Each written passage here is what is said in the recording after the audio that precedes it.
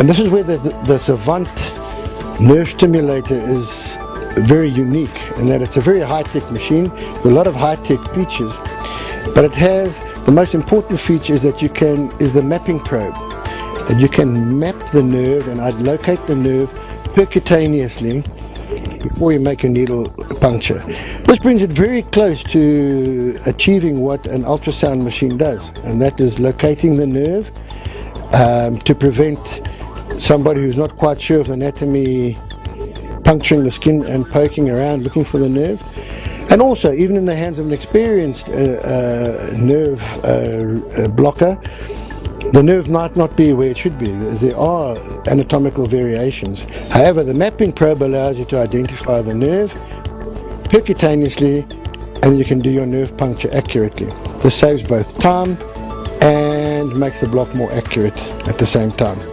The Stimpod consists of the stimulator pulse generator, a nerve mapping probe, a lead that connects to the stimulating needle, the positive return lead.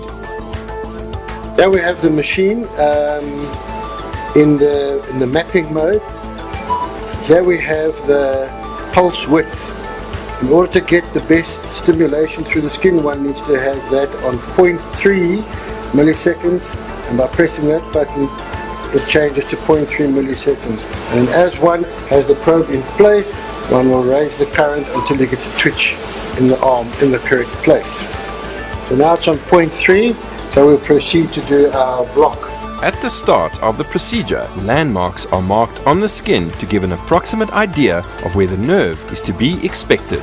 Now we have the patient's neck area that has been draped and prepared for doing the interscaling block. Here we have the posterior border of the sternomastoid muscle.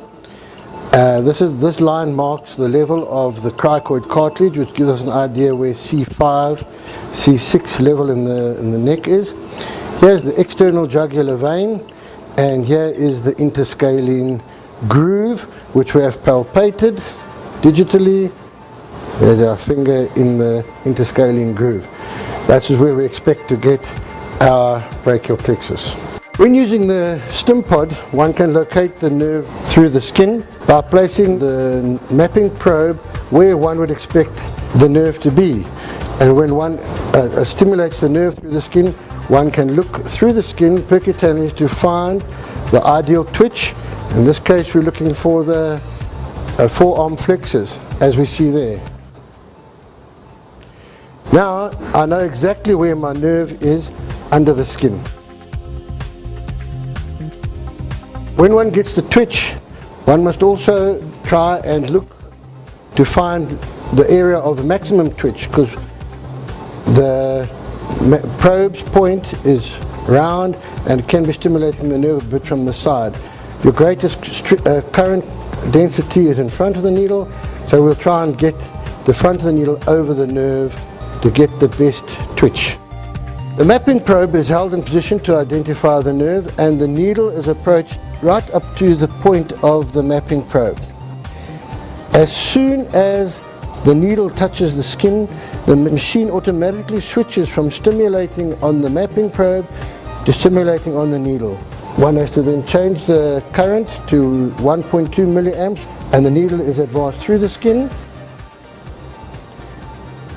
and a twitch is obtained right there. One can now take away the mapping probe and identify the twitch, and there we have it. We reduce our current down from, and we're still getting a slight twitch.